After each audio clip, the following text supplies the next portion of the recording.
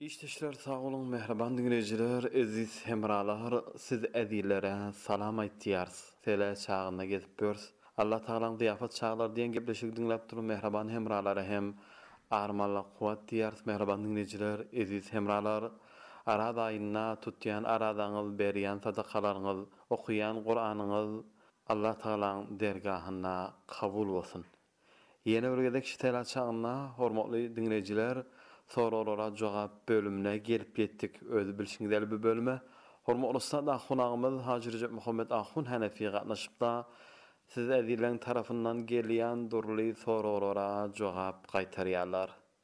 Yeni bir sera çağına hormatly ustadyň ýanyna otyrs, armalla kuwat diýärs, we isleýärs. Hormatly ustad, soradan öňçek mehriban dinleyijiler bilen salamlaşyp gosaňyz mikrofon siziň erkiňizde. Bismillahirrahmanirrahim. Elhamdülillahi Rabbil alemin. Vessalatu vesselamu ala seyyidina ve nebiyyina ve mevlana Muhammedin ve ala alihi ve ashabihi ve ezvacihi ve zürriyetihi ecma'in. Hormatly Müslüman dogallar, assalamu aleykum ve rahmetullahi ve berekatuh.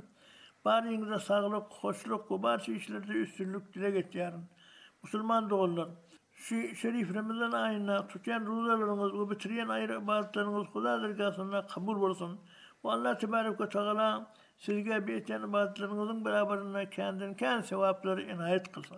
Urma olsan salamat bolun minnettar. Hak Taala siz edizin dogasyny hem kabul etsin. Eglenmeni gelen tulfullara girşäli. Bozak girşäli. Bismillahirrahmanirrahim. Elhamdülillahi Rabbil alemin. Ve salatu ve selamu ala hayri halki Muhammed ve alihi ve sahbihi ecmain. Ähli musulman dogallarmy, ahun ulamaları, ustadları, radyo işgärlerini Ramazan şerif ayı bilen güçüretden gutdaýar. Ejen taat ibadetleriniz, hayri hasanatlarınız, berýän sadakalarınız, okuyan Kur'an hatımlarınız, Beyk Allah Taala'nın keremi derine kabul bolsun. Beyk Allah epidemiya salgın keselinden görünür belaradan howplar hatadan özü gorusun. Inni ejazet berseňiz bir soru bereýin. Usuly wagt bolmasa näme etmeli? İnim haram diýip aradany geçirmelimi ýa-da başga çäreleri barmy? Far aradany geçirmez ýaly. İkinji sorum, meýit şah ýerlenen halatynda üçkü çukurun ağzını basırmağa qargıyının taptırmayanlığı sebepli köp berlerdi. Onun üstüne ağaç koysan mikro deyilýär. Ona göre bizim mantagada azbest deyilýär. Sizin dilinizde ona oda yetmeyen cisim bolun bir şifri bilen üçkü çukurun ağzını basırmaklık uzur bolun ýagdaýynda dürüstmüdür? Üçüncü sorum, ertiýän namazyň sünnetini öýde okap, mescide farz namaz okumaga gelen kişi farz namaza başlanynça bar bolsa, sünnet bilen farz namaz arasynda tada namaz okap bilermi? Sünnet sorum, diri ağrılı kişi tebibiň maksat bermegi bilen ýagyny haýrlanyp bilermi? Ýagyny haýrlanan kişiň tehareti usuly bozularmy? Indiki sorum, altynyň bir nisabynyň muktary näçe gram bolýar? Bagdylar 89 gram diýerler, bagdylar 90 gram diýerler. Zekat çykyrlanda şolaryň haýsyndan haýrlanmaly. Size hormat goýmak bilen Türkmenistanyň etrafyndan etrawyň baýatajy owasundan nazarga belki nowat ogly. Hoş sag bolun.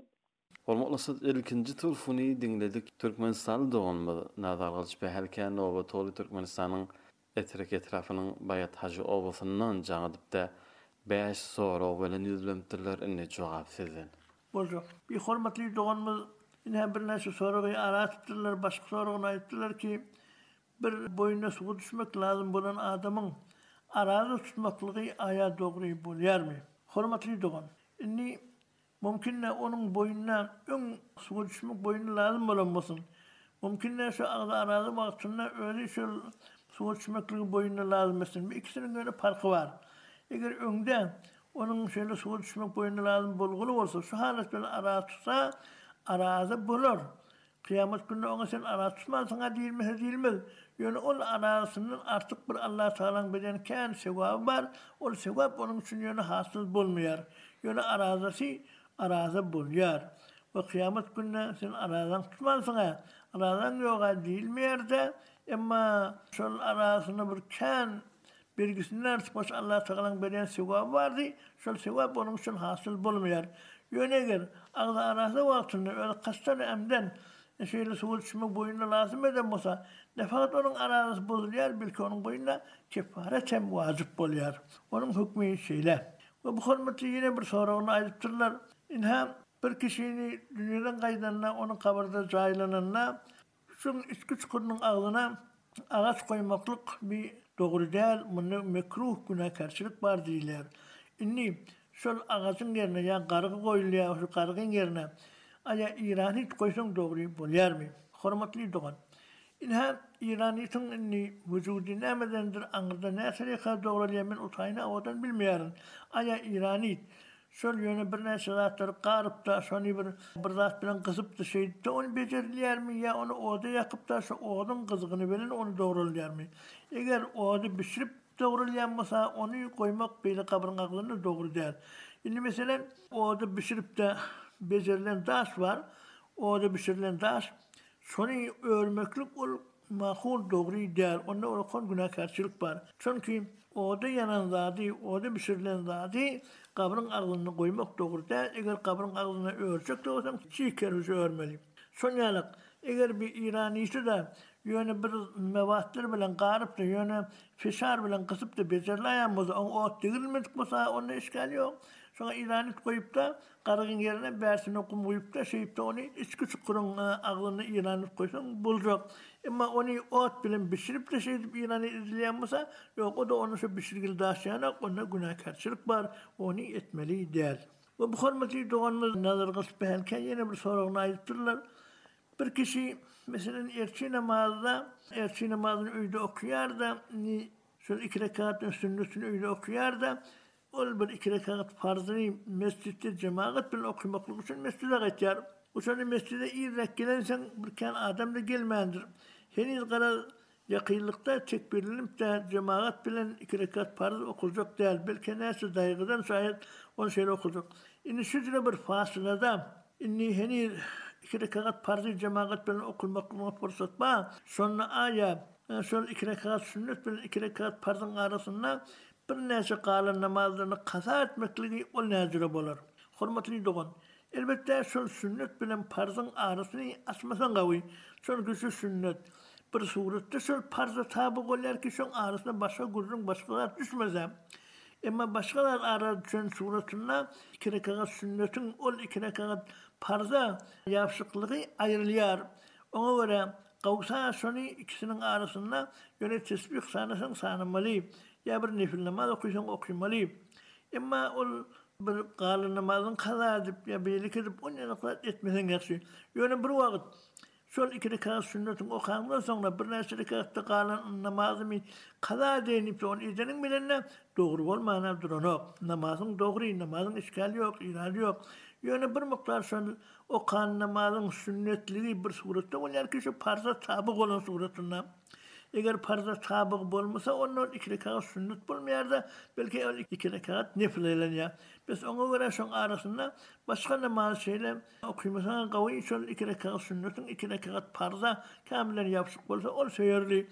Yöne bir vakit yani 2 rekat sünnet bilen 2 rekat farzın arasında bir neçe rekat qalın namazdan kaza edinin bilenle namazın bolyar. Namazın bolmaklığını görün yok. Namazın doğru bolyar. Ve bu hürmetli yine bir sorunu ayıptırlar. Bir adamın mesela didağısı var. Şu didağısını ayırmadan süreyim, sonra dermanlayıp bir neyse teviplerin da aytmakları bilen ol bir hayvanın, bir eti ilmeyen hayvanın elbette yağını şunun didine salyar.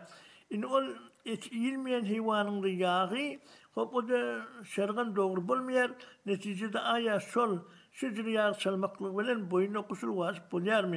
Ol şücre bir yağ salmaklık bilen onun innamı net sayılanıyar mı? Şunları bir açıklat verseniz diyeyim. Hürmetli doğan. Eti iyileyen hayvanın zadına ki işgali yok ama eti iyileyen hayvanın yağıdır şeyle bir zadını bir şeyle ağrıyına zadına çalsan onu sonra yuvagasan da bolyar. Sen onu uçak çalmalı şeýle ýagy şoňa çalyň, onuň şala haýır ýeşer diýipde, soňra da şu çalan ýaglany indi bir sabun bilen bir zat bilen şey ýakşy ýuwupdy aýrygasaň, ol bolýar, onuň işgali ýok, aýagyňda bolsun, elinde bolsun, ol şeýle ýuwsaň ol aýrylýar. O sen boýnuňa gusul wajyp edip turanok. Inni awalana mümkin şol et ilmeyen heyvanında damak çalınım bolsa, onna damak çalınan suratında onun yağını çalmakın bir işgali yok. Ya etini şoň ennamına degirmekliň bir işgali iratı yok. Ýöne bir wagt soň damak çalınmadyk bolsa, ol yağ dogry dädirsen, onu soňra şeýle sabun bilen bir zat bilen ýuwupdy ýakşy onu aýyrsaň, o deni halal bolýar, o saňa